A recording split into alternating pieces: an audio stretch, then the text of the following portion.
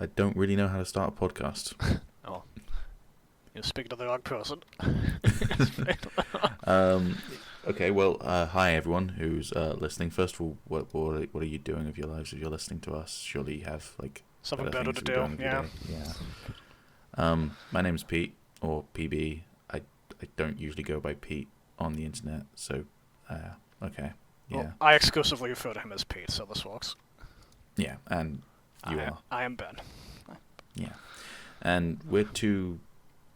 I feel like it's fair to say fucking huge nerds when it comes to Star Wars. Mm-hmm. And we've been talking for a while now about doing a Star Wars podcast, and after a long time of delaying it, we have decided to sit down and record a Star Wars podcast, which has no name. No name. Turns out there is a Star Wars podcast called the Star Wars Podcast with no name, so we can't call it that, unfortunately. We'll have to get a bit more creative than that. Yeah. I had a really good idea for a name for a Star Wars podcast, but unfortunately it was taken. It was Now This Is Podcasting. Shit, I forgot about that. So, unfortunately, the world is filled with Star Wars podcasts, and we are just, once again, a very mediocre Star Wars podcast, I'd imagine, and also a drop in the ocean, really, and all the good names are taken. But we imagine if you're listening to this that you're probably at least familiar with us already from somewhere or another, so thank you for tuning in.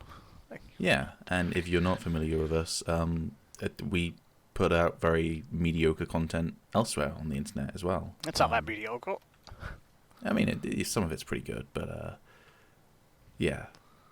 So, today we're going to be talking about Star Wars, and I guess the idea, I don't know how many of these we plan to do eventually, or how regularly. None of that's planned yet, but we thought as like a starting point we would just talk through the Star Wars films. Now there's, how many now? 11 Star Wars films, ignoring the animated ones and the holiday special. Yeah. Yeah, So, 11. So 11 main films, and so that's like 11 episodes right there to talk through. Mm-hmm. That's just about 3 months of content, so that should get us going, and then we can dive into some of the more nuanced stuff. Yeah, and stupid shit, because there's a lot of stupid shit in Star Wars. There's indeed an abundance of stupid shit. Some would even say maybe the majority of Star Wars is stupid shit. But that's why we love it. That's why we love it. That's why we tolerate it. That's why we. I mean, the thing is, and so today we're going to be talking about the Phantom Menace, which is, of course, it's the first chronologically. I almost fucked up that word. That's going great. A lot of people didn't like this film when it came out. I remember it being a big, like, I saw it in theaters when it came out, and it was a big deal. Like, I mean, it was the biggest movie ever at the time, right? Yeah. It was, a huge event. It was everywhere on TV. Just the ad campaign was, like, to that point, like, unprecedented. Yeah, and also just as a concept of a film, really, it was unprecedented. There had never been a film franchise that had ended and then was continuing with a prequel franchise, 30 years later, 20 years later? I mean, Lucas had always, intended for that, but, it was more of a gimmick with the original trilogy, like calling it Episode 4, The New Hope. Mm-hmm. That was mostly a gimmick at first, and then, money's got to be made, so... I feel like it's also worth noting in terms of, the scope of film back then. Franchises weren't really a thing. I mean, the closest to franchises were the blockbusters like Star Wars or Indiana Jones or Terminator. Those were, I guess, the early stages of franchise, but franchise as we know it now, the MCU was an unprecedented franchise. Yeah. Episode 1 of Star Wars was that for 1999 is when it came out, I believe. Yes. There was, horror movies like Halloween and shit, There were movies, that had a bunch of sequels and stuff, but those were more, just cash grabs and, just creatively bankrupt ideas that, people were churning out just for a quick buck. This was something else entirely. And as much as I would say that this probably was a cash grab to a certain degree, because all of Star Wars is kind of a cash grab these days, at the same time, for its flaws that we will talk about with the prequel trilogy, I do feel like George Lucas 100% had an idea and an intention of what he wanted to do with this franchise. Yeah, he at least had like lofty goals and, big ideas about fleshing out the Star Wars universe, which was still like a cultural, juggernaut. Yeah, and I feel like as well it's probably worth putting it a bit into context for anyone who doesn't know us or does know us but doesn't know us particularly familiarly. Oh my god. It's a great start to a podcast. How old were you when episode 1 came out? Oh, jeez. 10 or 11. Because I was 2. I was born in Jesus. 1989. So I was a youngin' when Star Wars came out. I forget when I first saw the original trilogy, but I know that I had already seen all of them by the time Phantom Menace came out. I liked them because me and my best friend Jason, like, we were massive Star Wars nerds even back then, and it was just weird that like it was continuing, like. Because these were old movies, like 70s and like early 80s that these had come out. So like it was very bizarre that it was coming back. Right. And like my parents had seen them in theaters. I think my aunt took me to see Phantom Menace, and she was not into it at all. But like she remembered it when it came out and stuff. Like it was very interesting. So I was 2 when Phantom Menace came out. This is the age difference between us is 8 years. Mm-hmm. So I have no memory of it when it came out. I'm almost certain I didn't see it in cinemas, and if I did, my parents were awful human beings. Because you should not take a 2-year-old to go see most movies, but particularly those sorts of movies. Particularly one of Jar Jar Binks and Boss Nass. But to me, Star Wars was synonymous with my childhood. It was everywhere. And it's weird because my parents had seen the original trilogy when it came out, but they are not nerdy by any stretch of the imagination. So very much my love for Star Wars was because my brothers loved Star Wars. And so, again, I don't really remember when I first saw Phantom Menace. It would probably be along with the original trilogy on VHS on like my family TV. So I don't remember any hype for it or anything like that because I was literally probably still in diapers at that point. My memory of the prequels was very much, as in when they were coming out, was very much so episode 2 and 3. I remember going to see episode 3 vividly in the cinema as my like birthday treat. So a lot of that is kind of episode 1 to me has always been out along with the original trilogy, while the others I actually remember coming out. But do you remember if you saw the original trilogy first or the prequels? No memory, honestly. Probably I definitely saw the original trilogy before I saw Attack of the Clones or Revenge of the Sith, but I have no idea whether I would have seen them before I saw Phantom Menace, because by the time I was old enough to remember watching them, we had all 4 of them on VHS. Mm-hmm. So, but what I do remember, and I think this is something that most children who were born after the original trilogy came out probably experience, is for a while in your childhood, you do prefer the prequels, I think. Is that fair to say? I don't remember ever liking the prequels more than the original trilogy. I think I've always kind of been on that. Even when I was a kid, I was a fucking contrarian. Or had good taste, depending on how you view on things. But no, I think I always preferred the originals. Okay, I to my memory, I probably preferred the prequels until about being 9 or 10, which I get, to be fair, that was when episode 1 came out for you. So, yep. But like to me, the originals I always enjoyed, but they were always slower. They were always therefore slightly more boring. They looked older, yep. And you don't really, when you're like 4 or 5, you don't really appreciate why they're so great. Yeah. And the flashiness of the prequels is very attractive, and the combat, I think, I'm almost inclined to say the fighting in the prequels is better as a blanket statement. I don't think that's fair to the original trilogy, and we'll get into when we get to the original trilogy. We'll talk about why those fight scenes are great in the Rome, right, yeah.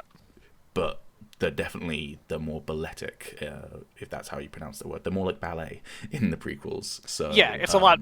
It's choreographed, and in the originals, it's more just guys waving swords at each other. Yeah, and spinning awkwardly. And dust coming off of their lightsabers when they hit each other. Very awkward spinning.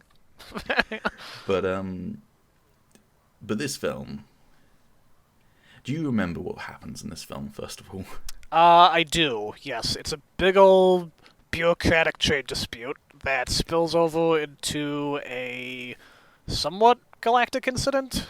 I would say if we compress the Star Wars galaxy onto planet Earth, this would be international news for sure. Mm-hmm. Yep. But it's weird, man. When was the last time you saw it? Because I saw it just before Christmas, hyping myself up for episode 9. But imagine watching that to hype yourself up for 9.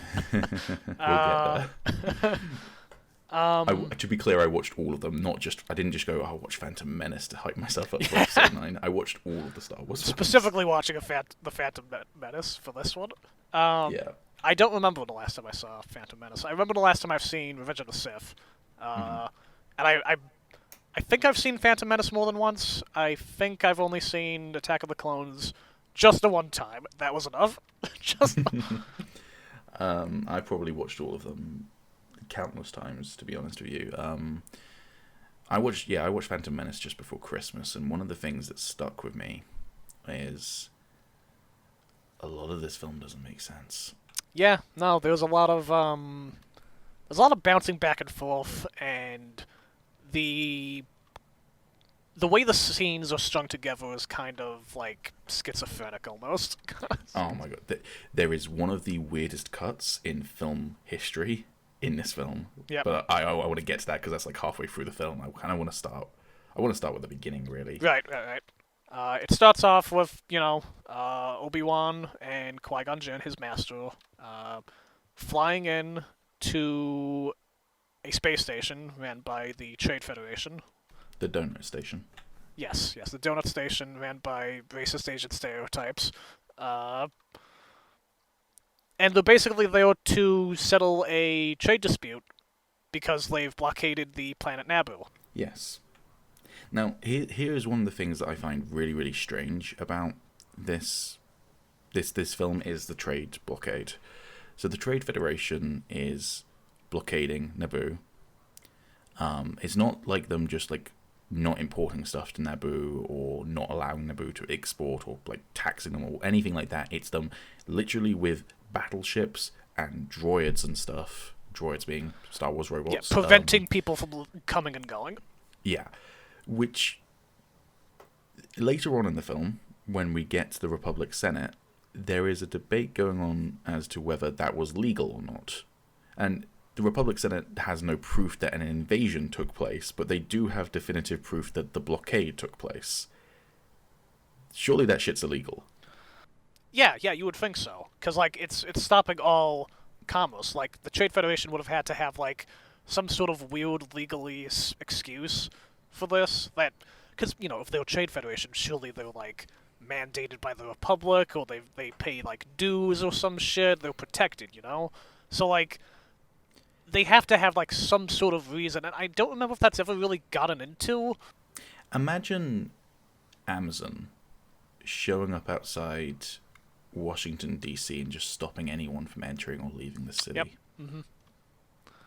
Without the U.S. Senate giving them the go-ahead as well, obviously. Yeah. Let's say they set up shop outside of Chicago or something, and they're just preventing anything from happening. And then you find out later on that they've sent in, Amazon death squads to go fucking take over the government. Let's be clear, Jeff Bezos almost certainly has an Amazon death squad. Yes, absolutely. Yeah. So the Jedi are sent as, an envoy for the Republic. And one of the interesting things as well that comes up in here, this is never important to the movie as far as I can remember, but it's something that's mentioned in the opening crawl is they're sent on a secret mission by the Supreme Chancellor. Is it a secret mission? It's a secret mission. It sure doesn't look secret, because they come in on a big fucking freighter, which gets blown up spectacularly in one of the earliest scenes. There's nothing secret about this. Like, maybe the rest of the Senate didn't know, or, like, the Jedi Council, but like, you'd think the Jedi Council would have to know about it. It's no secret that they're there. Like, they're not sneaking in. And also, when I say Supreme Chancellor, I'm not talking about Palpatine, who's from Naboo and it's have Valorum. like a stake in this. It's Valorum, who isn't from Naboo as far as I'm aware. I can't remember where he's from, but I don't think he's from Naboo.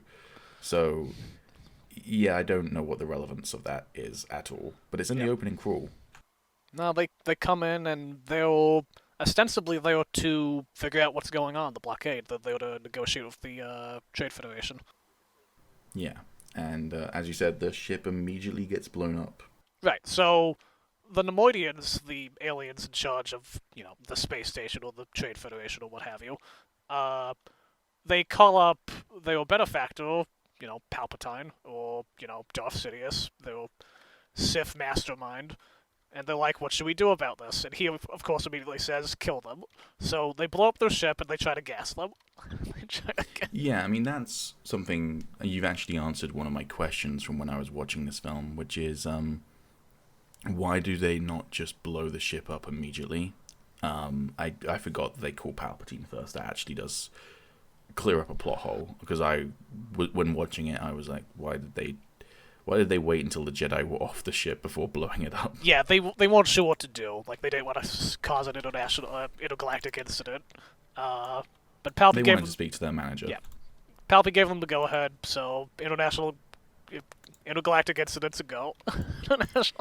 Yeah, and then the film has some weird stuff happen.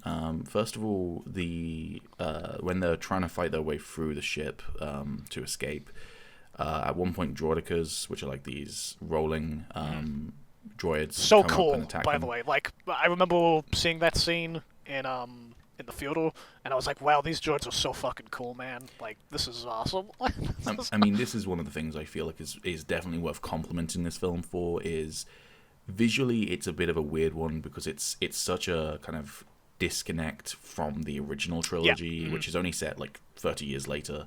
The films have since then, Solo, Rogue One, the Rebels TV show, and Jedi Fallen Order most recently, have done a really good job of bridging that gap. But it is still a little bit weird to go from like the grunginess and the tactileness of the original trilogy to the very sleek, clean, curvy prequel trilogy. Yeah, this is one of the things that always like fucks me up about prequels.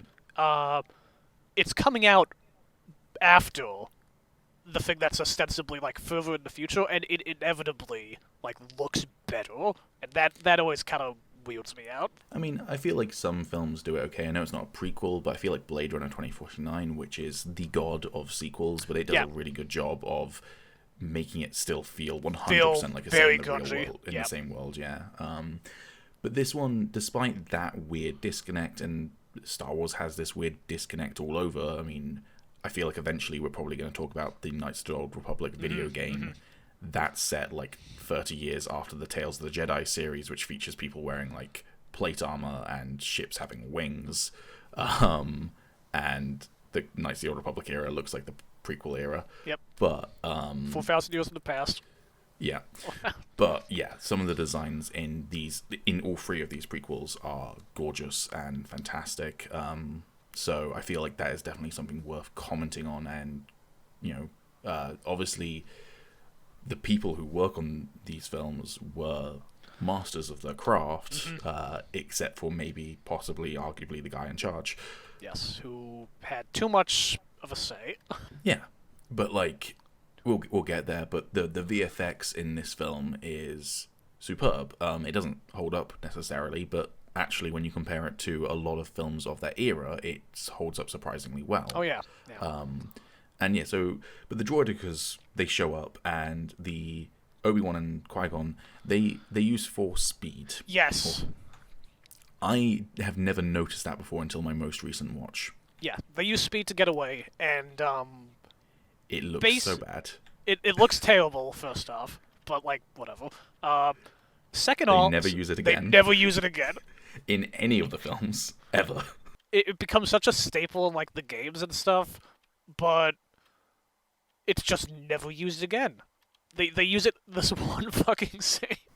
This is the thing, is that they as I said, I've never noticed it until my most recent watch, and I know it from the video games. I assumed I was watching a re-edited version, like another re-release of it, that added it in because it appeared in the No, it's in the original cut of the film. I remember it vividly, like from in the theater, watching them like just zoom away, and I was like, oh, that's cool. And I kept waiting for them to do it again, like when they're fighting Maul later. Never happens. Oh, I was going to say, like, the scene later on in the film where a character is trying to run to his master's aid and can't get there in time. Man, if only he had some sort of way of getting there faster. I mean, I think they do use it in the Clone Wars TV series once or twice, to be fair. Oh, that wouldn't shock me. But the people who made the Clone Wars series and Rebels, they know their shit.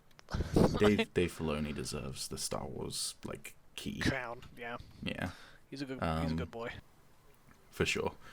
But yeah, and then you have one of these weird cuts that we were talking about, these schizophrenic editing choices, and I feel like it's worth noting that apparently the original Star Wars was trash before it got edited by George Lucas's wife, who I forget her first name. Her surname probably isn't Lucas anymore. I should Google this. But it was apparently awful in its original state, and I feel like maybe that's what happened with this film, because we cut from them saying that they need to find a way to get down to the planet's surface, and they're like, oh, maybe we'll use these drop ships that they're using for the invading army, and then it just cuts to Qui-Gon running for a field. Yes. He's on the planet. There was no establishing shot of them like going down to the planet or them getting onto the ships themselves.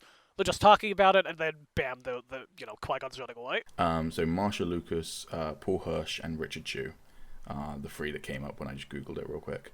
But yeah, so Qui-Gon running away, we have no idea why. But also, what's super weird, why did Obi-Wan and Qui-Gon take different ships? Yeah, what's up with, like... Because we then just, when Qui-Gon meets a certain someone that we'll get to, Obi-Wan just shows up and he's also being chased. Yes. There's no context. No. It's peculiar because, like, they seem to have dropped down close to each other anyway, like, enough to be able to meet up on the planet, which is, again, it's a huge planet. It's a planet. It's a planet. I think it's very easy to forget when you're watching Star Wars that these are whole planets. Some of them the size of Earth, some of them a little bit smaller, some of them a little bit bigger, but they're not like countries or cities. They are planets. These are big places, big old places with very thousands of kilometers or miles, depending on your choice of lingo. I can sort of see the logic in taking different transports just in case one of them gets caught. But at the same time, you don't know that they're going to land in the same country on Naboo. Like, cutting yourself off from your only source of support just on the off chance you get caught. Like, safety in numbers, you know? Like, safety in numbers. And the fucking Jedi. Like, the Jedi...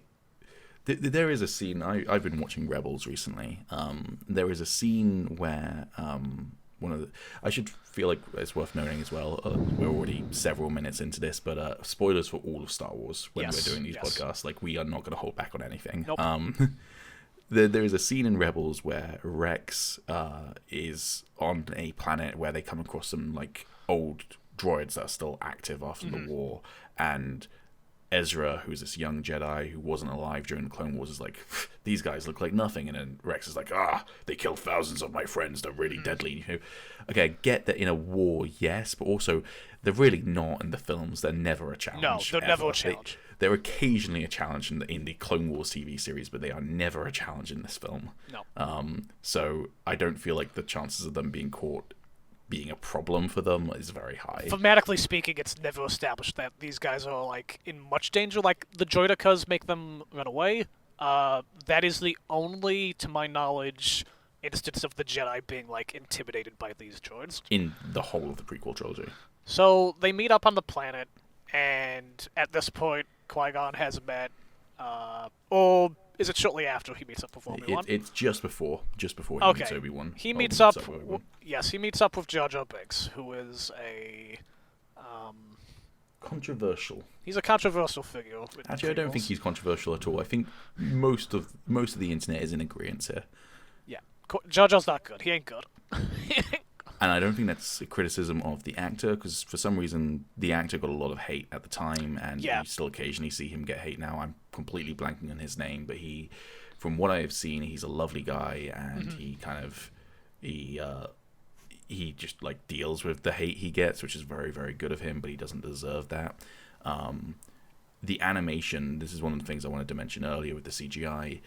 The animation of Jar Jar does not look good by today's standards by any stretch of the imagination. No. But comparing it to stuff that was still coming out in like 2006, 2007, it looks great for its era. Yeah, like LucasArts did, Lucasfilms did a fantastic job. Like, they all command of like the cutting edge technology of the time in terms of like computer graphics and all that.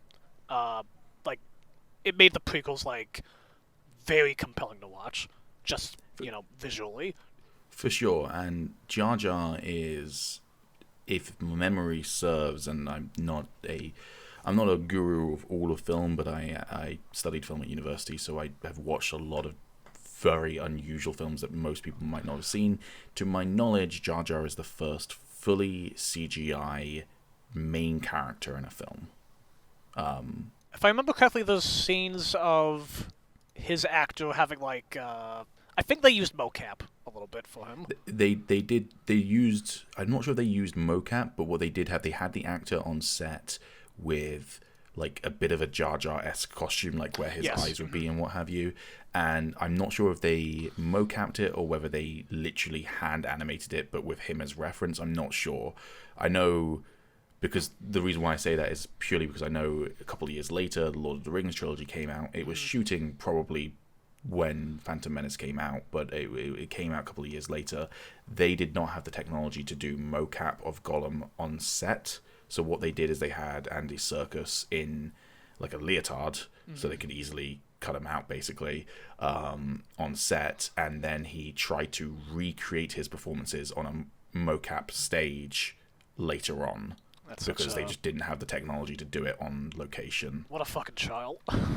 Yeah, I mean, and then years later, Andy Serkis is involved in the Planet of the Apes films, which pioneered the technology of being able to do it all on location without fucking up the lighting setups and everything. So, I mean, I feel like if they did do motion capture, they probably didn't do it on set.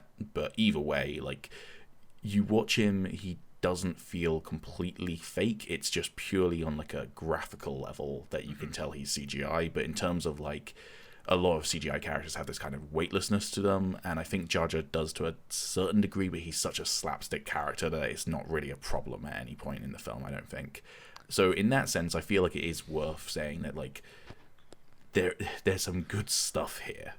Yeah, but technically speaking, just like thematically, this is not the sort of like content people were expecting out of Star Wars. Like, not that the original trilogy was always completely serious. It was mostly serious, but it was still sort of like, a fantasy tale almost, like just in space.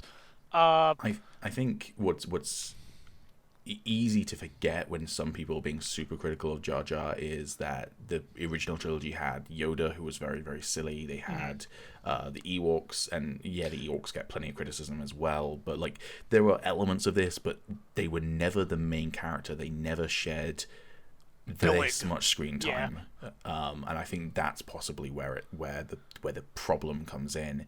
Is Jar Jar is pretty much, well, he is one of the main 4 characters really in this film. I would say Qui-Gon, Obi, Padme, and Jar Jar are the main 4 characters in this film. You want to say Anakin? Anakin's important, but I wouldn't say he's he doesn't do enough in the film. I mean, this is one of the things that I would probably say is the weirdest thing about Phantom Menace is the decision to make the film about Qui-Gon and Obi-Wan rather than about Obi-Wan and Anakin, because then you give us less time to see.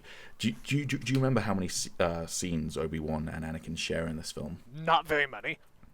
like less than if 5. memory serves, 2 scenes where they talk to each other, and that is the scene where they meet, and the scene where Obi-Wan tells Anakin that he's going to be a Jedi and that Obi-Wan's going to train him.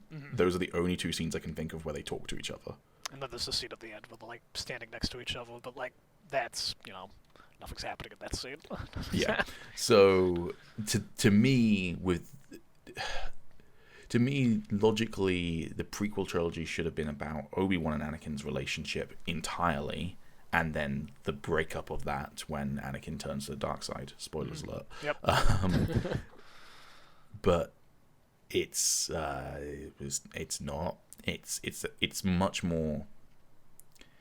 It's much more about the political scheming of Palpatine. Yeah. Really is. It's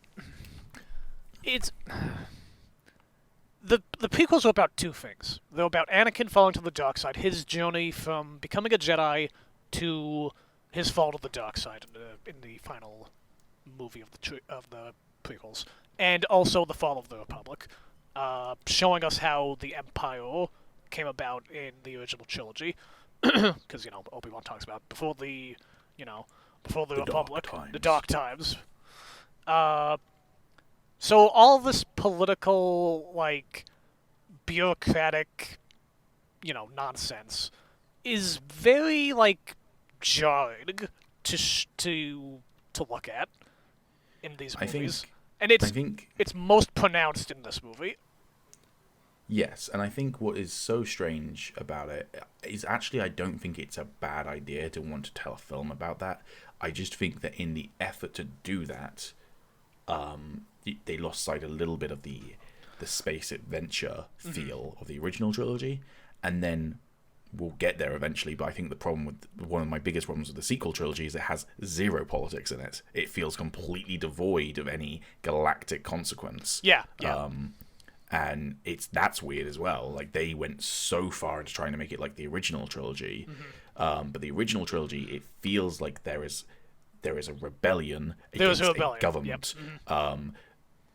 Again, we'll get there, but is the First Order the government of the galaxy? That's never really established. That's like the Republic still exists in Episode 7, but then they get wiped out. So is no one in control of the galaxy, or does the First Order take it all? We have no idea.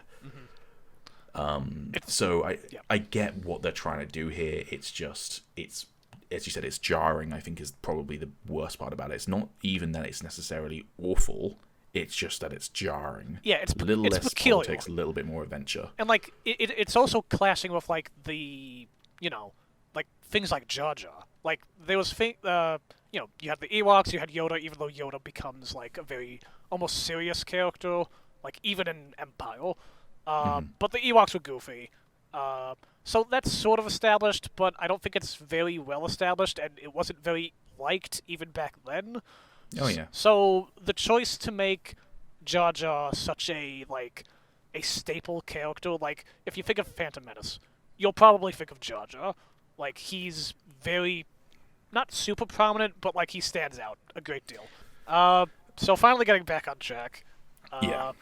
They meet Jar Jar, and they figure out that, obviously the Trade Federation is invading Naboo. It's not just a blockade. They have troops on the ground, and they're marching on Theed, the capital of Naboo. So, it's an occupation. So they can't exactly just walk into into Theed and, like, talk to the Queen and stuff, because I forget if she's under house arrest at this point. I don't think she is quite yet. I think she, like, within scenes later she is, so. Yep. So Jar Jar has the idea to, take them back to his city, which is underwater. And again, this goes back to designs and concepts of this prequel trilogy. I'm forgetting the name of the underwater city, but it is gorgeous visually, and all of the travel through the planet core with all of the bigger fish. There's always a bigger fish. Is great. This is the stuff that is really, really, really working well in these films, and it's very reminiscent of kind of going through the asteroid field in Empire. Oh yeah. So, and of course, worth noting as well, in all of these films, in all of the main 9 films, John Williams scores them, and he never drops the ball. No. Every single soundtrack is amazing, and the one that's one of the ones that sticks in my mind particularly is when they're swimming to the underwater city. That kind of what's what choir like singing is. Yeah. I don't remember exactly how it goes, but I remember how it feels, if that makes sense. Yeah, exactly. I'm not going to try and imitate it because it's like several octaves higher than I can go. Please don't embarrass yourself. But yeah, so and then they go to the underwater city. Boss Nass, who is again played by Brian Blessed, very fucking magnificent performance. I mean, it's one of those ones where actually I don't really mind how stupid his character is because he's in it for like 5 minutes. Mm-hmm. So it's it's an easier pill to swallow than Jar Jar. But he's like, Jar Jar, you're exiled because you're a colossal fuck up. Mm-hmm. Yeah. And then Jar Jar's like, oh no. And then Boss Nass is like, I'm going to execute you. And then Qui-Gon's like, Jar Jar owes me a life debt. And then they're like, okay, well, we can't execute you because you're a life debt to someone, and that's against our ways. So they give the Jedi an underwater, and they travel to Feed. At which point they just walk in and talk to the Queen. Could we mention real quick that them going for the planet core implies that Feed is on the other side of Naboo? Yes. Or at least extraordinarily far away from where they're at now. Yes. Also, them going through the planet core, at no point did they go through magma. So apparently Naboo's planet core is just water. Just a hollow core, yeah. I'm not sure how that works physically. Very peculiar. You know, Star Wars is not known for its scientific accuracy in any way, shape, or form. How do bombs fall down in space? We'll get there, but I really don't get how much stupid hate the sequel trilogy gets when there is so much stupid shit in the prequel and the original trilogies too. Like, there's plenty you can criticize about the sequel trilogy, but bombs falling in space is not one of them. I'm sorry. I mean, it's just a pastiche. It's like, you know, they want to go for that World War II aesthetic, and by God, they fucking did it. By God. Which I think is also something worth noting, actually, with the World War II aesthetic, is blockades in space. And now space is fucking big. Space is big. You could easily... But every time you would need a whole lot of ships to blockade a fucking planet, let me tell you. Yes. Every time in any Star Wars media where they show a planet blockade, it's just on a horizontal plane. Mm-hmm. It's just U-boats. Yeah, there's no verticality to it. Like, again, I've been watching Rebels recently. At the season 3 finale, they need to punch through a blockade on the planet that they're on, and Ezra is the one to do it, and he's just kind of sitting there while they're trying to get a gap in the blockade. And I'm like, just point your ship upwards. There are no ships above you. Just hyperspace jump, and then go to where you're trying to go. Just coast along the atmosphere until, like, you're not near the blockade, and then, oops, I'm up in space now. You can't stop me. Yeah, I feel like a lot of sci-fi forgets about the verticality of space. So much of it is horizontal, and I think that's probably because our brains kind of function in a horizontal way. It's so massive that you can't really envision it. You can't. Yeah, but like, and I also don't know. Again, on a purely technical level, space is so fucking big that there could be a blockade around the whole planet, and it's just the other ships are so far away that you can't see them because they'd be tiny. But yeah. It doesn't really make sense. In short, scale is a problem for these movies. Like, just turn your brain off, don't really think about it. This is the thing with a lot of Star Wars, is just turn your brain off and enjoy it. Mm-hmm. And I think most of the time when you do, most of these films are enjoyable. And I don't not enjoy Phantom Menace. There's a lot that's weird about it and a lot that's not great about it, but I still actually can watch it and enjoy it for the most part. So I feel like that's, yeah. But anyway, so they go to Feed. They fight a couple of droids and they save Queen Amidala and her handmaids. They leave. Being escorted to prison, or is she being escorted off world at that point? I'm not sure if she's being escorted off world. She's definitely being escorted somewhere though. Like, they're moving her. Mm-hmm. They leave one of the Naboo government figures behind. Which I think is purely a storytelling technique to have someone who is a good guy left on Naboo, because occasionally we see him, but and he's the weird goatee man. Yeah. But everyone else gets up and leaves, and they get on one of their ships. At which point we get introduced to R2-D2, probably the singular hero of Star Wars. Really, is R2-D2. And tragically, very tragically, doesn't have a big presence in the sequel trilogy. No, he's fucking shafted in the sequel trilogy. But in the originals and the prequels, R2-D2 is the man. He is the hero. He's the chosen one. Fuck Anakin. Anyways, and he's just like living in a fucking closet on this fucking ship. Yes, he is a completely ordinary astromech droid on this ship from Feed that they're flying away, and as they're trying to escape from the blockade, they start getting shot. They send all the astromech droids out. All of them die except for R2-D2. Anyway, some shit on the ship is broken. They land on Tatooine, which is a desert planet in the Outer Rim. So basically, as far away from the Republic as you can get. It's a complete backwater. Some would say it's like a Jerusalem in the Middle East analogy. I never thought about that. Yeah, that's 100. It's a desert planet far away from not the Empire, because they're not called the Empire at that point. But it's Anakin is Space Jesus, and also Space Satan. Yeah, he's both. Yeah. He could be your devil or your angel. Anyway, so they go into a repair shop where they meet Sebulba, who is once again a racist stereotype in the form of an alien. I forget which. It doesn't matter. He's a racist stereotype. Yeah, I mean, I would go with many various Mediterranean salesmen, basically. Italian, Spanish. Oh no! You're talking about Watto. I am talking about Watto. Yep, Watto is. I definitely know which one he is. Not going to talk about that because it's not necessary. Okay. Anyways, and Watto basically tries to scam Qui-Gon. Oh, it's worth knowing. Qui-Gon goes into town. He leaves Obi-Wan on the ship, which again, Obi-Wan, main character for the rest of the prequel trilogy, and also large chunk of the original trilogy, and he's just left out for like the next 30 to 40 minutes of this film while he sits on the ship doing nothing. Which is weird. Just like, why, from a creative perspective, why would you do that? Why would you not like get us to connect? Anyways, Obi-Wan is fucking great. I love Obi-Wan. He is great. He's criminally shafted in this film. Anyway, go on. He is. So Qui-Gon goes into town with Jar Jar. Again, he chooses to take Jar Jar, but not Obi-Wan, his Padawan. His Padawan apprentice, who was a formidable fighter on his own, right?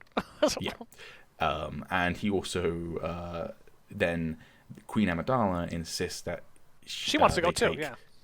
Well, no. Queen Amidala insists that he takes one of her handmaidens, Padme. Yep. Who is totally the queen in secret, and no one ever questions why the queen comes up with some bullshit excuse. It's all relayed through Captain Panaka, who's like one of her aides, but she's like, the queen wants to send her handmaiden because she wants to know more about the primitive life on this planet or whatever, and Qui-Gon's just like, sure, I'm so fucking done with this shit. And no one questions it beyond that. So Padme, who is the queen but in disguise, Qui-Gon and Jar Jar and R2-D2 go into town, and there they meet Watto, who tries to screw Qui-Gon, and they meet Anakin, who is a slave, a child slave to Watto. A child. And a 9-year-old boy. And his first line, bear in mind this guy goes on to be the main character of the prequel trilogy and the main antagonist of the original trilogy. He is the chosen one, and his first line is, "Are you an angel?" Yeah. But Anakin basically hits on this 14-year-old girl because Padme is 14. She's also the queen of a planet, but she's 14. Doesn't matter. Don't think about it. Yeah, don't think about it. They do mention in Attack of the Clones that it's weird to elect a 14-year-old queen because she's just really fucking wise. She's just really fucking. Again, they elect the queen though. Like, okay, hold on. If we want to, you've made me do this. If you want to swerve into historical precedent, elected monarchs are definitely a thing. Usually by a conclave of nobility. There's nothing like democratic about it, really. It's just some oligarchical bullshit. Maybe that's the case here. It's fine. But then why is she not the queen afterwards? Why does she serve a term? She as serves a queen term as queen. And then someone else becomes queen. That would imply that I don't know what that implies really. Like any elected monarch in our history always served until their death. Death, yeah. It's just George Lucas being George Lucas. So Padme's 14 in this film, and Anakin's 9. He starts flirting with her. Qui-Gon's like, I can't afford this part because I only have Republic credits, and Watto won't accept Republic credits, and my Jedi mind tricks won't work on him. So they just go wandering off, and then Jar Jar almost gets killed by Sebulba. Anakin saves him. And then I can't remember how Qui-Gon accidentally reveals his lightsaber, but Anakin spots he just kind of notices it. Yeah, he just kind of notices it. Yeah, I think Qui-Gon lifts up his poncho or something, and he notices it anyways. And then so he decides that he's really interested in Qui-Gon because Qui-Gon's a Jedi. And a sandstorm happens, and he just invites them all back to his house. At which point, Shmi, his mum, has the weirdest reaction to her 9-year-old son coming back from work early with 3 random strangers and a droid. And I get there's a sandstorm going on, and she's the Virgin Mary stand-in. She literally is a virgin, even though she has a 9-year-old son. Or she's a whore and just said that the Force impregnated her, one of the two. But she just is like, oh, okay. And I'm like, well, my mum would be like, the fuck are you doing if I brought home 3 adult strangers? But anyways, hey, she doesn't question it. She's just cool with it. You spend all day just walking your ass off of fucking Watto. You bring home Liam Neeson. You're not gonna question it that much. Either Anakin's mum is the most chill mum ever, who will get you Capri Sun when you're playing Xbox with your friends, or she's just so fucking done with everything and she's just checked out and is just the worst mum ever. Woman's mad depressed. I mean, she's a slave, to be fair. She's a slave. But he has managed to scrap together enough parts to build a droid, which he shows to Padme because he's still trying to woo this 14-year-old girl. When I was 9, I didn't really have any concept of trying to woo anyone, but he's horny. He's definitely he's going for it. Yeah. So he shows her C-3PO. Now, oh boy, how do you feel about C-3PO being made by Anakin? Because there was no setup whatsoever in the original trilogy that was the case. No, he and R2 just kind of existed. You could just buy that they were maybe Leia's just personal droids, or they were just kind of droids on the ship that she had to track down and find, and she just kind of made use of them because she had to. I know there is a line where Obi-Wan, R2-D2 claims that Obi-Wan is his master, and then Obi-Wan's like, I don't remember ever owning a droid like you. In the first Star Wars, in A New Hope, but he's just gaslighting Luke. Gaslight. But beyond that, there is no history given to them in the original films, really. No. I don't super mind C-3PO being made by Anakin, though. It's a little convenient. It's a little convenient, but it also shows that he's a fucking a technological genius. Yes. I feel like they could have done that with another sort of droid, but I guess it makes sense to have it be C-3PO. He's also built a pod racer, so I guess that also kind of does the same job. But anyways, if you're gonna have R2 in the film, have C-3PO in it. Yes, but they barely interact, which is a damn shame. And really, where R2-D2 is a bit shafted in the sequel trilogy, C-3PO is a bit shafted in the original trilogy. He's in Attack of the Clones a decent amount, but he's barely in Phantom Menace or Revenge of the Sith. And weirdly enough, again, we'll get there, but I think I would probably say my favourite C-3PO film is Episode 9. Yeah. I mean, he definitely has a lot of, almost agency in that film. He's exclusively being forced to do everything he's doing, but he kind of makes some choices for himself, too. And also is just, got some of the best C-3PO humor. Yeah. Which, yeah. So, but he's barely in this film. But I don't super mind him being made by Anakin. It's just, to me, it's weird that I feel like Darth Vader 100% has heard the phrase C-3PO then.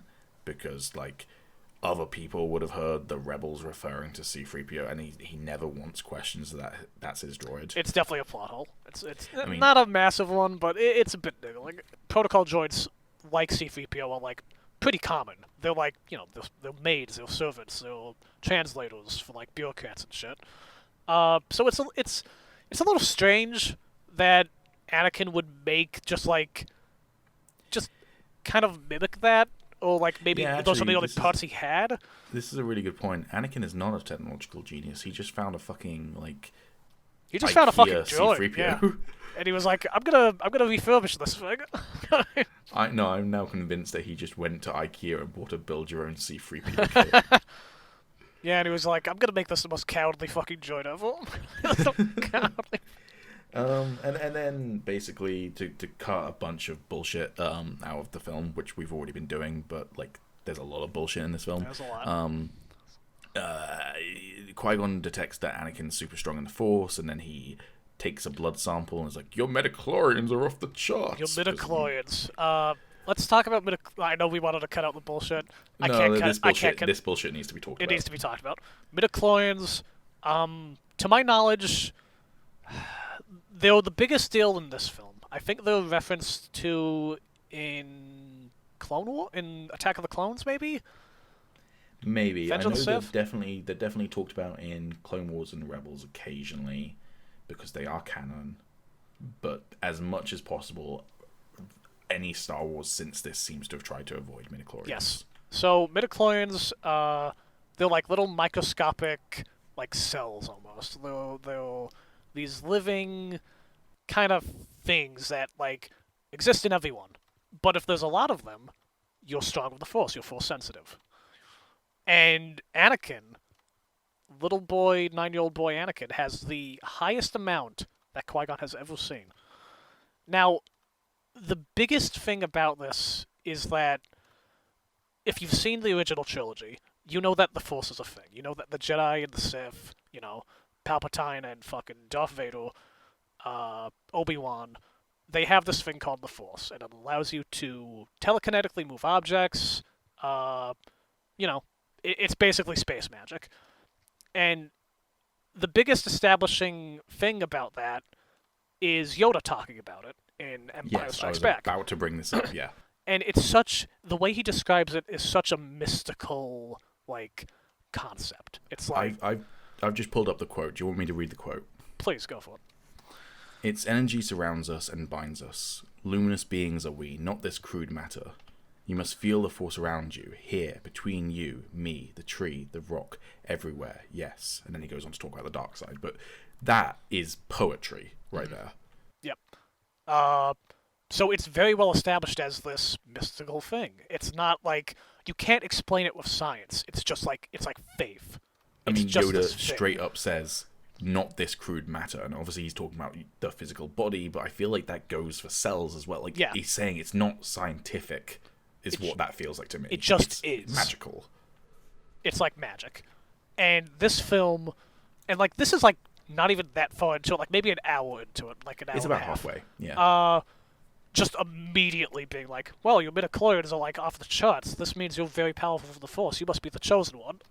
So it's immediately making it this mystical, like, religious-like quality of a thing into hard fucking science.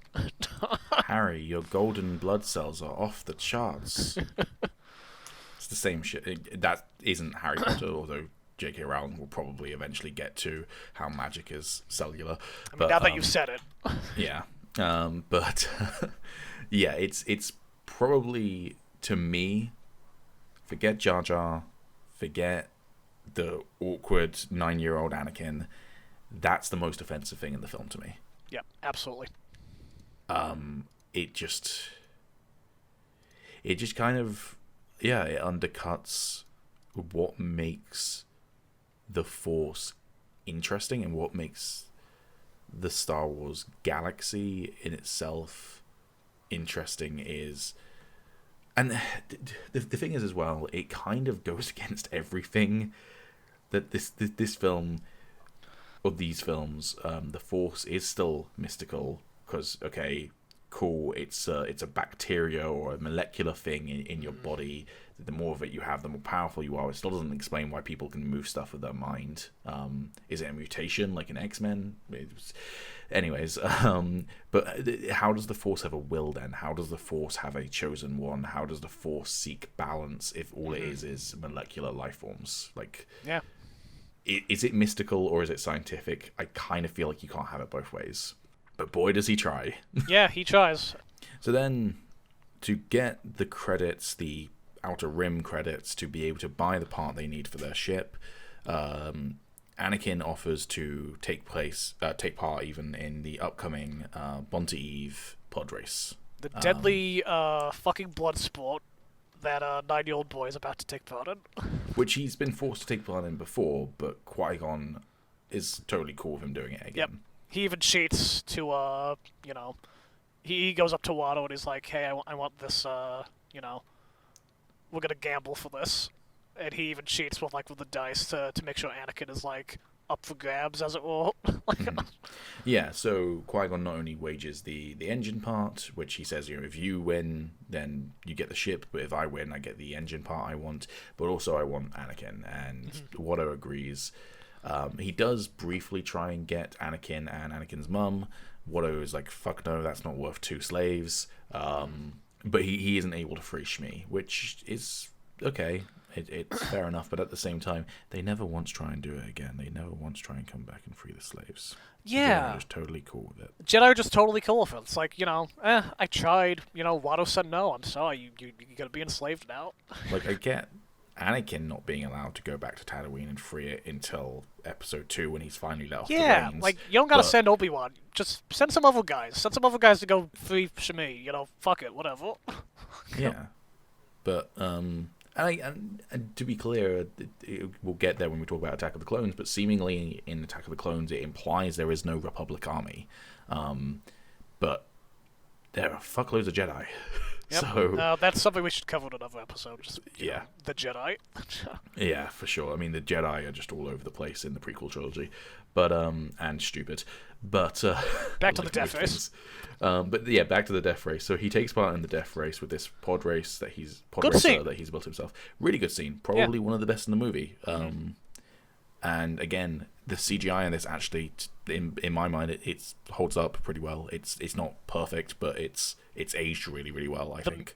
The music, the visuals, and the sound effects especially, the most vivid thing I can remember from watching the pod race is the sound. Just how the pod race was. There was a huge chunk of the race that has no music, and it's just the sound of the pod race. Yes. Just them howling through these canyons, and the Tusken Raiders shooting at them. The energy between the engines. It's just all really good. And there's some great moments of, again, showing Anakin being really, really skilled at what he does, because he has to repair the pod racer on the fly. It's been sabotaged by Sebulba, and Anakin wins. He beats Sebulba, and so he gets to go free. Like to mention, again, kids' film, basically. This scene is incredibly violent. Not super turbo violent, but people aren't getting ripped to shreds, but people are dying. People are dying. People are dying like crazy in this fucking scene. Their pod racers are exploding. Interestingly enough, Sebulba doesn't die. Sebulba does not die. He doesn't die. He's the biggest jerk ass. He tries to get Anakin killed by sabotaging his pod racer. He blows up. But and then he goes poodoo. Poodoo, yeah. He fucking skids to a halt, and Anakin wins. Yeah. Everyone else gets fucking gruesomely killed.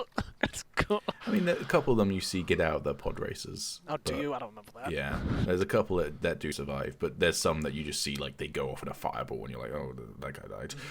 Anakin wins, and he gets to go free. There is a fairly emotional, probably the most emotional scene, other than the one towards the end of the film, is Anakin saying goodbye to his mum, and I think that she gives a really nice. It to me, it feels like one of the most genuine human moments of the film is when he's like, will I ever see you again? And she says, what do you think? And he's like, yes, I guess. And then she like with her voice breaking says, then we will see each other again. It's like that kind of feels very genuine to me, while a lot of this film's dialogue does not feel like Very actual wooden. human beings talking to each other. So, props to that. And then they take Anakin home, and then we have another weird cut. But before we talk about the weird cut, a little bit of backstory. We do see Darth Maul before this point. He's introduced as Sidious's apprentice to the... He and Sidious are speaking on Coruscant, or I assume to be Coruscant. They're on Coruscant, and you also see him introduce Maul to Nute Gunray. So he is set up before this. He's not just randomly introduced at this point, and you do see him send out probe droids when he lands on Tatooine. So that is all set up. However, what is not set up is Anakin leaving with Qui-Gon, and then it cuts to music's going do do do do do do do do do, and Anakin and Qui-Gon running through the desert, and then Qui-Gon turning around and going, "Anakin, get down!" and Darth Maul comes speeding over. Yeah, you're right. It's like it goes. Oh God. Yeah, it's very abrupt. Like there's suddenly like tension where there was like nothing before. There is no setup to them seeing Maul from far away and starting to run to the ship. There is no scene of them walking through the desert and then Qui-Gon going like, "I sense a dark presence. We need to move." Nothing like that. It's just them running through the desert with music going, and then Darth Maul's there. Maybe it was cut. I assume it must be, and should know. I don't know about you. I owned it on VHS. I'd never have owned it on DVD, so I've actually never seen any deleted scenes from Phantom Menace. Neither have I've seen deleted scenes from Attack of the Clones and Revenge of the Sith, but not Phantom Menace. So maybe it is a deleted scene. It shouldn't have been. It is an awful cut and transition. Yeah, you gotta establish it. And it is so jarring. And again, it's similar to when Obi-Wan and Qui-Gon just appear on Naboo. It's just basic filmmaking, man. But scenes. Anakin gets back to the ship while Qui-Gon holds off Darth Maul. They have a decent fight. I noticed as well when rewatching it, Darth Maul only uses one end of his lightsaber, which is cool because you know what. I don't remember the trailers to this film. I don't know whether they revealed the double-bladed lightsaber before the film came out. I don't remember. I think they might have. I think there was probably a bit of a buzz about that. Maybe, but that shit's fucking cool when it gets revealed in the film. It's a good, again, really bad filmic moment with that cut, but really good filmic moment when they reveal the double-bladed lightsaber. So, so Qui-Gon then yeets out of there. He force jumps onto the ship and they escape. Yeah. At which point, Obi-Wan and Anakin have their first of two talking scenes. "Hi, I'm Anakin. Nice to meet you." "I'm Obi-Wan." That's basically it. Yeah, and it was established before this that Obi-Wan knew about Qui-Gon, about Anakin, rather. Because Qui-Gon mentions to him about the midichlorian thing. Yeah. Obi-Wan is suspicious of him, of Anakin. He doesn't want to bother with all this shit. He just wants to get the pod and go. And also, I feel like it's worth noting that at this point, Obi-Wan feels like he's probably ready for the trials to become a Jedi Knight, but he has not done that yet. He is still 100% Qui-Gon's Padawan. Yep. This fucking bitch-ass kid coming to steal his... Yep.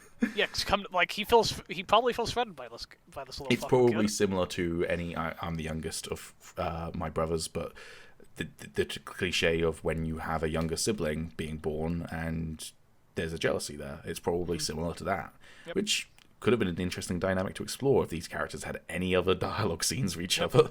Missed opportunity. Yeah, exactly.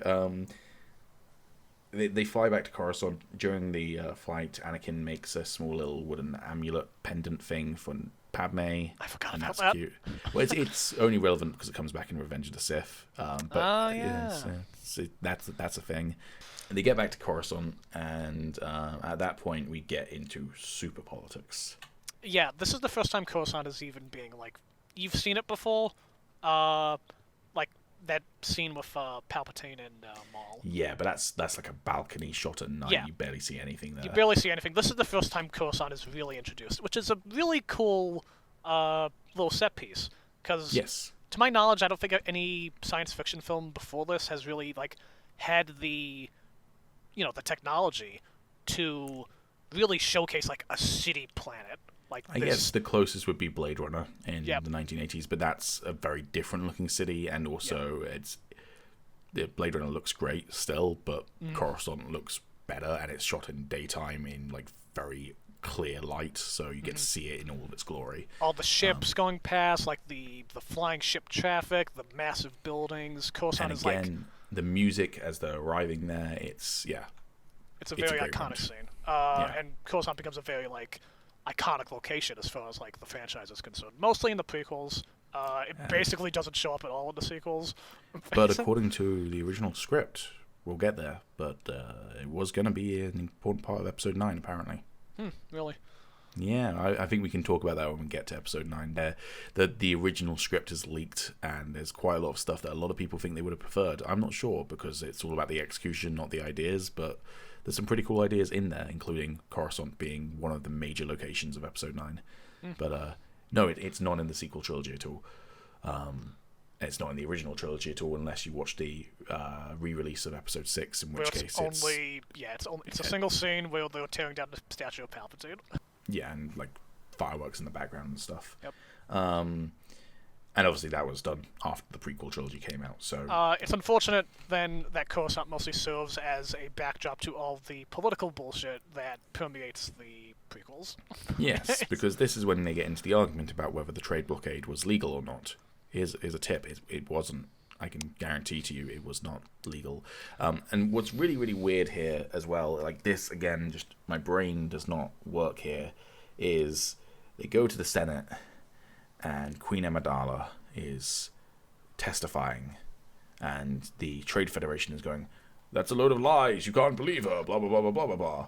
And the Jedi are never called as witnesses. Who almost got murdered. They witnessed a murder, and they witnessed the invasion, and they got shot at a bunch. You would think that the primary peacekeeping force, like, there's nothing to suggest that the Republic has any other, like, widespread, like, peacekeepers besides I'm pretty the Jedi. sure in Attack of the Clones, it's basically said that they don't have an army. Yeah. So the Jedi are as close as you're gonna get. They're like these royal monks that, highly respected. Send them out to, like, be troubleshooters, basically. To be fair, actually, this might be where the whole them being on a secret mission thing comes back, as maybe they're not allowed to say that they were there. I mean, but it's never said that that's why they don't testify. You would think at this point it'd be like, I mean, like, it was a secret mission, but like, they're you should doing probably super say illegal something. shit, so yeah. I don't know. It's weird. Even if that was the intention of why they were on a secret mission, is so that they couldn't testify. Mention that. Have Obi-Wan be like, "I want to testify," and then Qui-Gon go like, "No, we can't because of this." At least then it's a bullshit excuse, but an excuse made by the movie, rather than us having to connect the dots 20 years after the film came out. I can't believe this is the first time anyone's ever thinking about this. That's probably not weird. Once again, probably one of the worst Star Wars podcasts and the most unnamed Star Wars podcast, despite there being a podcast called the Unnamed Star Wars Podcast. We'll get there. We'll get there. We'll come up with a name. Maybe not before this comes out, but we'll come up with a name. If you have an idea for a name, please feel free to tweet us. Like, humble plug, ats things will be handles. At me. Yeah. At him, not at me. I don't want your mentions. Anyways. So, politics. Politics happens. There's a big ol' Senate scene, and, like, it's so jarring. Like, all of the political shit in this movie. But E.T.'s there. Is he? Oh, he's there as a cameo. He's a cameo? Okay. I did not know that. That's cute. Yeah, so you get all these fucking aliens and, like, the little floaty fucking seats, It's kind of neat in that the scene itself is kind of a spectacle in the sense that, oh wow, the galaxy sure is big, look at all these fucking aliens, and like, look at this massive chamber where everyone comes, and like, it's a good contrast between the Republic and later the Empire, in showing that, yes, the Republic is a democracy, and, there are representatives, and, all this, it's good world building stuff. I think actually that's a really good point as well, is the Empire as we see them in the original trilogy is entirely human pretty much, and this is so multicultural. In fact, there's barely any humans in this scene. All the important people are humans, Padme, Chancellor Valorum, and Palpatine, but there's loads of background other species. Yep. Where was I going with that? The spectacle of the whole thing. Yeah, the spectacle is pretty neat, like, in retrospect. In terms of it being necessary in, like, a fantasy heroic tale, kind of weird, you know. It could have been 2 minutes, and it's more like 5 minutes, and then a bunch of like it.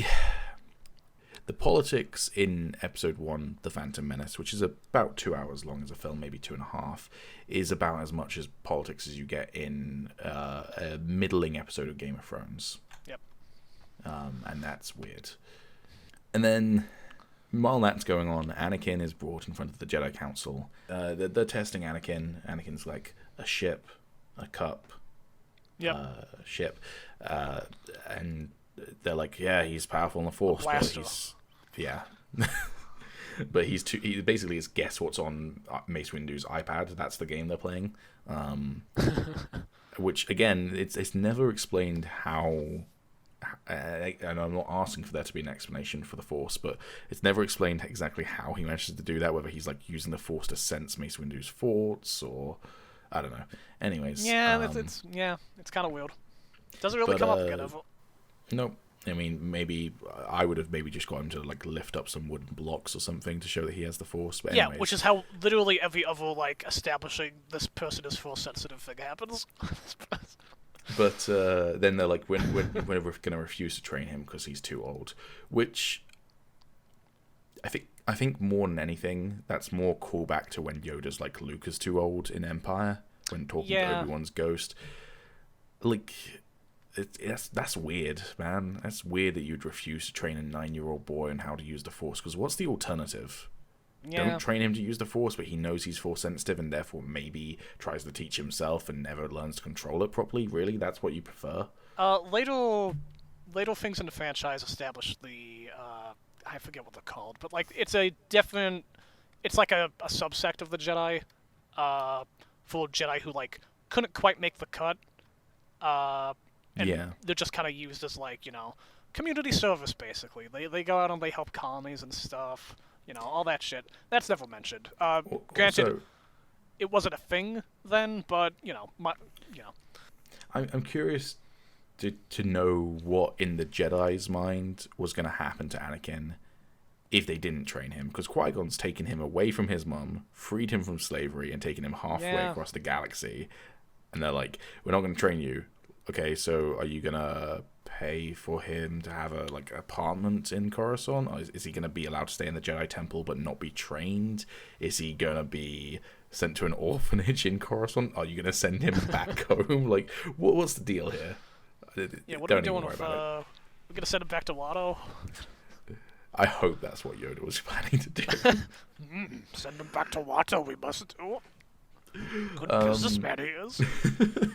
So, anyways, then Qui-Gon's like, well, I'm still going to train him. Fuck your bitch ass. And the Jedi, they're just kind of okay with that. Yeah, they just kind of roll their eyes like, oh, that's our Qui-Gon. It's just Maverick doing his own thing. I mean, he's established as a bit of a renegade, but, like, yeah. Anyways, and then because the Senate aren't going to help Naboo for some reason, like, they just don't seem to care about the fact that, again, they've testified that they were invaded and attacked illegally. But any of this is fine, whatever. They do a vote of no confidence in Chancellor Valorum, and they vote in Chancellor Palpatine as Supreme Chancellor. Yeah. And this is established, I think this is established in one of the office scenes, like, just before this. Because Palpy's, you know, it's Palpy. He tries to convince Padme to call for a vote of no confidence. Which he does. Yeah. Yeah. In direct response to, you know, the Senate basically dropping the ball. And then Palpatine's like, thanks for voting me in, but I still can't help you.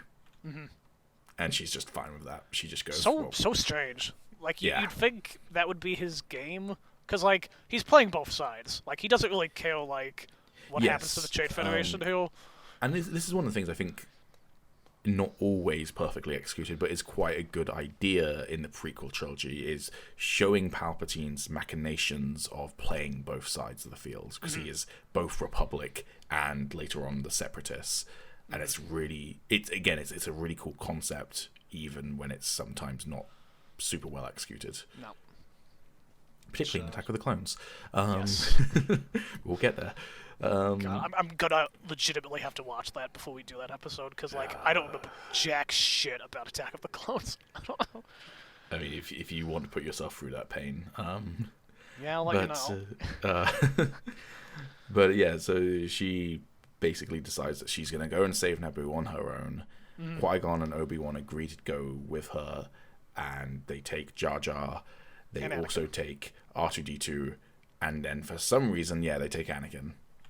Yep. I would have thought Qui-Gon maybe had like a buddy in the Jedi who's like, hey, can you look after this 9-year-old kid while I go to a fucking war? Yeah, well, try to overthrow the fucking occupation of an entire planet with like battle droids and like an entire army and Starfleet. Just watch over this kid for me, will you? He's pretty important. Yeah. Like, I get that he couldn't ask the Jedi Council because he's saying fuck you to the Jedi Council, but surely he has someone who doesn't fucking hate his guts. Maybe he's got a fucking safe house. Like, he's just got some contacts on fucking Coruscant. Just have him, just look after this fucking kid.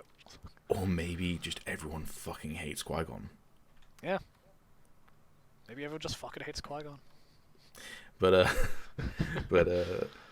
Or also just like say, hey, the people we save from Naboo, can you leave like one of your handmaidens to look after Anakin for a couple of days? Yeah, there you go. Easy.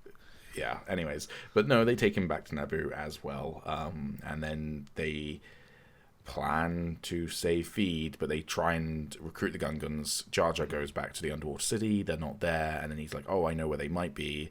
And then we have a fairly cool scene in retrospect, which is the revelation that Padme, the handmaiden, has actually been Queen Amidala the whole time. Again, pretty cool. I remember that surprising me when I was a kid, vaguely, and I feel like it's again, it's kind of hard to remember because I've seen it so many times, but I feel like that would probably be a surprise to anyone watching this film for the first time. I mean, I guess it depends on how old you are. I feel like, Yeah, I guess if you know about what happened. It's assuming you know nothing about Star Wars and you're going in with this as a vacuum. I feel like the surprise is pretty well executed. The way they did it, they cast Keira Knightley as the stand-in queen, and they look very similar. It's a really simple trick, and occasionally they have Natalie Portman playing the queen because it's actually Padme as the queen, but both of them put on like this deeper voice, so neither of them sound like Natalie Portman as Padme. Which, it's not done through CGI trickery or like Natalie Portman playing both or anything like that. It's just purely misdirection through makeup and voice, and it's actually quite well done. Gotta love those practical effects. Yeah, exactly. Anyways, they convince CGI Boss Nass to help them in the war. And again, this is where I get really fucking confused. Yeah, at this point it's just kind of like, a grab bag of fucking scenes. Because, like, you've got like 4 different, like... End battles. Yes, you've got 4 different fucking things you've got to keep track of at this point. So you've got the Gungans battling the Separatist... not the Separatist army. The Trade Federation army. Yep. You've got the space battle, which Anakin's a part of. You have the Duel of Fates, which is, probably what they should have brought it down to, because it's the best thing about the movie. And then Padme trying to get to the throne room to basically capture Nute Gunray. Which will apparently end the occupation for some reason. Apparently. Well, I think it's like they're planning to force him to tell the droids to stop or something. I don't know. But what's really weird about this thing to me, other than from a filmmaking perspective of trying to cut our attention between 4 battles, is why did they recruit the Gungans to help them take back Naboo, and then get the Gungans to fight the droids in a field somewhere? We have no geographical context of where this field is, and then seemingly, completely without the help of the Gungans, the human people from Naboo take back Feed. Yeah. Like, which is a whole city. Are we supposed to assume that the Gungans were tying down like the majority of the Trade Federation army, like, on the planet? I could sort of buy that. I could buy that, but then how would like, again, we come back to scale. Like, this is an entire fucking planet. Yeah. And you've got like 2 armies having a very conventional like fight in a fucking field. like the Napoleonic armies, and this is deciding the fate of the fucking planet.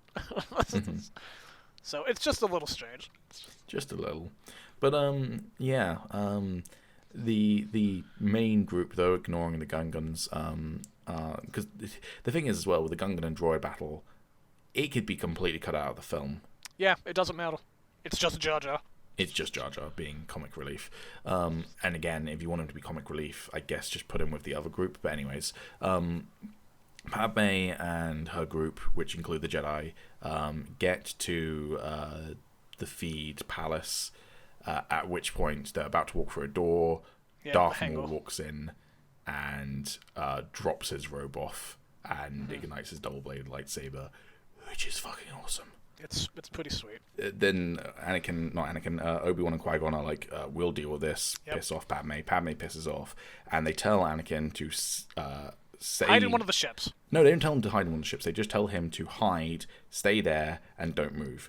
He takes that as, let me get in the ship and don't move. And then the ship on autopilot, R2-D2 also gets into the ship with him. The ship on autopilot starts to launch, and then R2-D2 is like... oh, we should turn around, and beeps, and Anakin's like, no, Qui-Gon told me to stay right here, and that's what I'm going to do in this ship. No matter where the ship goes, I'm going to stay right here. That's cruising towards a very lethal space battle. Yeah. But hey, guys, Rey is a Mary Sue. Anakin destroys the whole Trade Federation ship, and therefore the whole army, when he's 9 years old, but Rey is a Mary Sue. Because she's a woman. 9-year-old boys, fine. Women, fuck off. Fuck off. But yeah. So yeah, that's all bullshit. Basically, the Padme stuff is fine. I don't really mind that. It's not particularly good, but it's not particularly bad either. It's just lukewarm to me. The space battle, like, is okay. It's okay. I don't remember a lot of it. Conceptually, it's stupid. Yeah, it's stupid in concept, and like. Visually, it's fine, but like I don't really remember ever feeling very tense or like excited while watching it.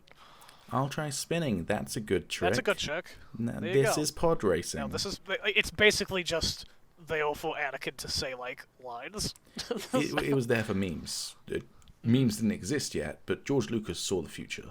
He saw the future. He gave us so many. He gave us so many memes. Thank you, George. That's the legacy of Star Wars, is memes, not good films, just memes. The real star of the show, of course, is the Duel of Fates, which is, I'll say, it's fucking perfect. It's very good.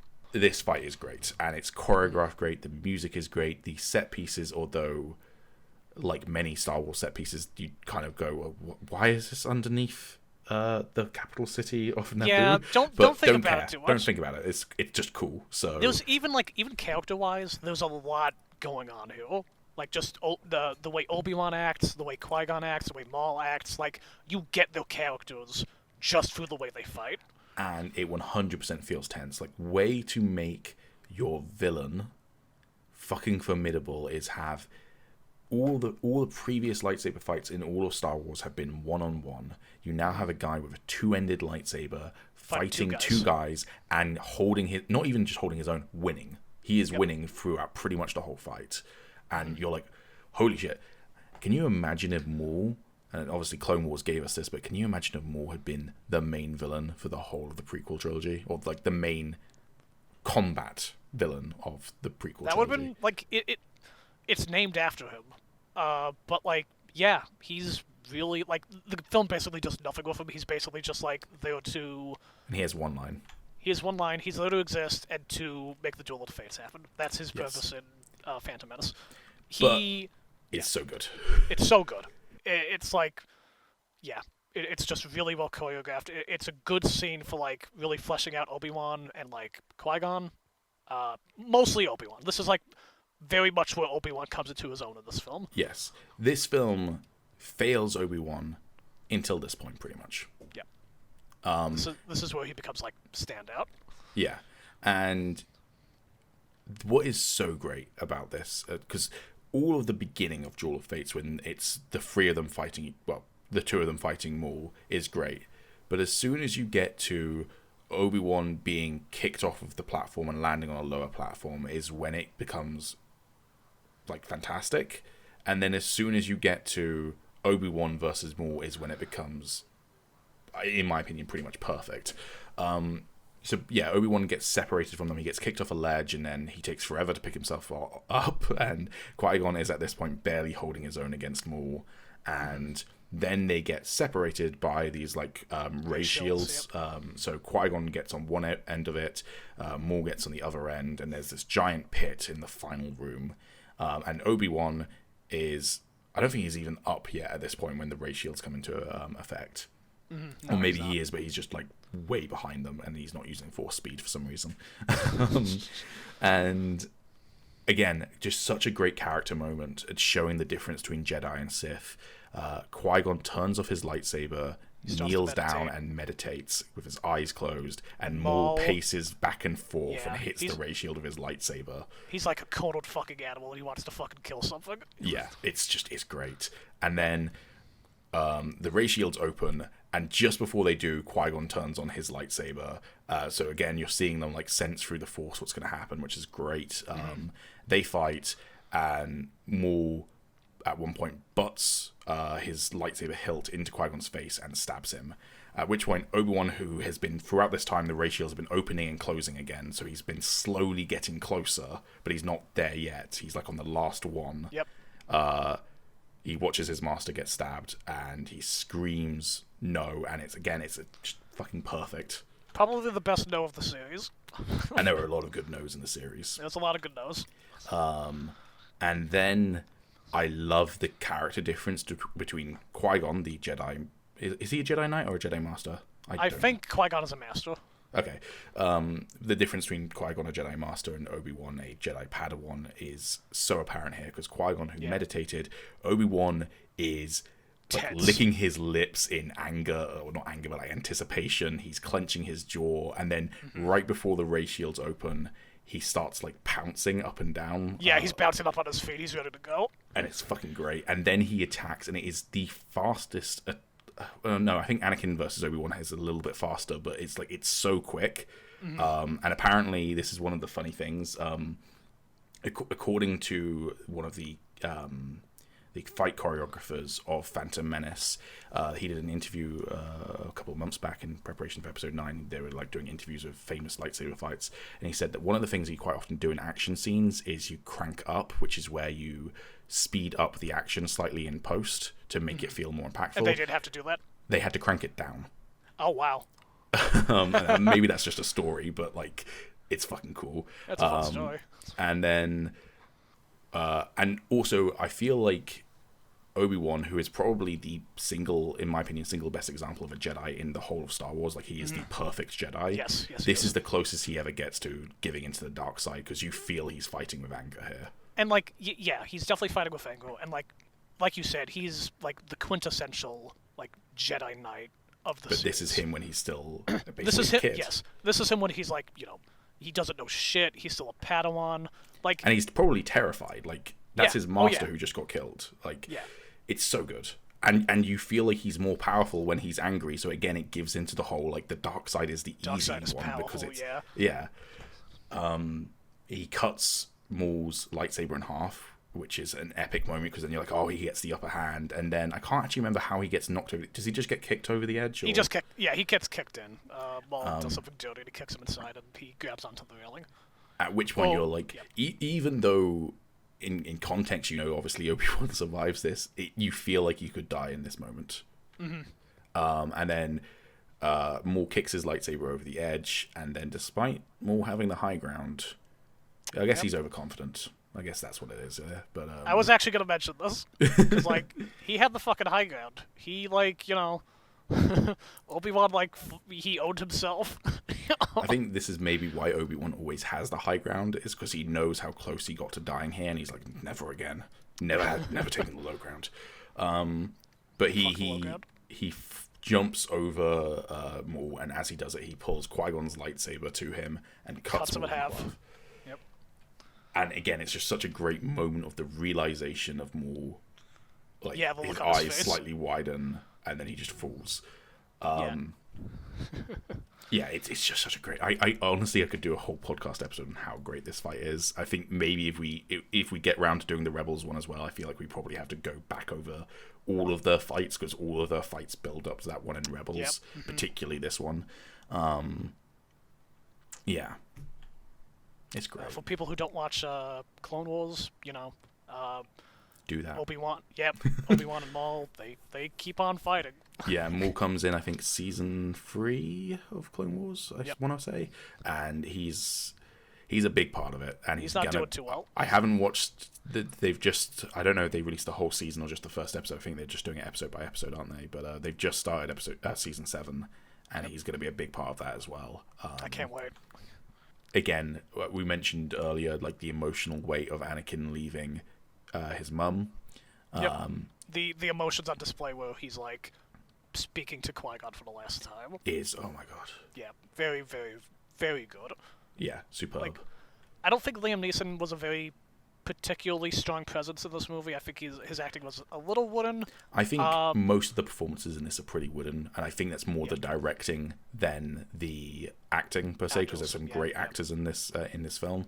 But yeah, this scene does them both justice. And, yeah, it's just very, it's poignant, and it sets up, it does what it's supposed to do narratively. It sets up, Obi-Wan and Anakin's relationship. Yes. It sets up the rest of the trilogy.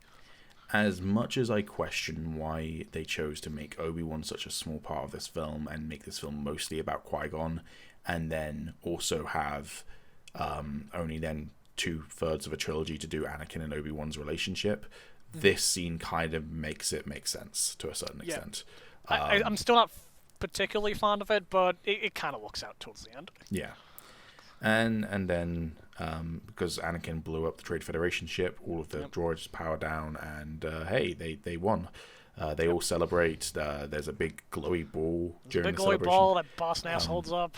And Yoda tells Obi-Wan that he will allow Obi-Wan to train Anakin. It's also worth noting Liam Neeson makes Obi-Wan promise to train the boy because he is the chosen one. Like, that's his final words to his apprentice. Mm-hmm. Obi-Wan's given the rank of Jedi Knight, and he's granted permission to train Anakin. And that's basically, and then there's the funeral pyre scene where Mace Windu and Yoda discuss the fact that there is always 2 of them, a master and an apprentice, and then it shows Palpatine. Yeah. That was Phantom Menace. That's the Phantom Menace, yeah. We're probably going to have to cut this down because we've been going for nearly 2 hours. And we've nearly gone for the length of the film without watching the film. There's a lot to talk about. There's a lot to talk about. We'll probably try and cut it down to closer to an hour, I'd imagine. There's probably some stuff we can cut out. Or maybe there isn't, because whenever I try and cut stuff, I usually leave most of it in. Yep. I'm going to... Yep, that's all you, baby. But yeah, final thoughts on the Phantom Menace. Ambitious, but kind of a fucking train wreck. It's not the worst. It's not the worst, and it's definitely not the best. No, it is definitely the middle child of the. Despite coming first, it's the middle child of the prequels. It has a lot of good scenes, lots of good, again, visually speaking, this movie was something else at the time. I will actually go out on a limb and say that personally, visually, I think this is the best film of the prequels.